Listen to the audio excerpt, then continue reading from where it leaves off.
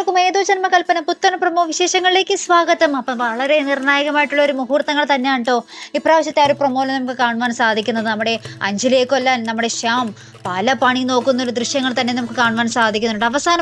അവസാന പണി എന്നോണം നമ്മുടെ അഞ്ജലി സഞ്ചരിക്കുന്ന ഒരു കാറിൽ ആ ഒരു പെട്രോൾ ലീക്ക് വരുത്തി കത്തുപിടിപ്പിക്കാനുള്ള പല ശ്രമങ്ങളും തന്നെയാട്ടോ അവസാനം നമ്മുടെ ശ്യാം ഇപ്പോൾ എന്താ പറയുക പ്ലാൻ ചെയ്ത് വെച്ചിരിക്കുന്നത്.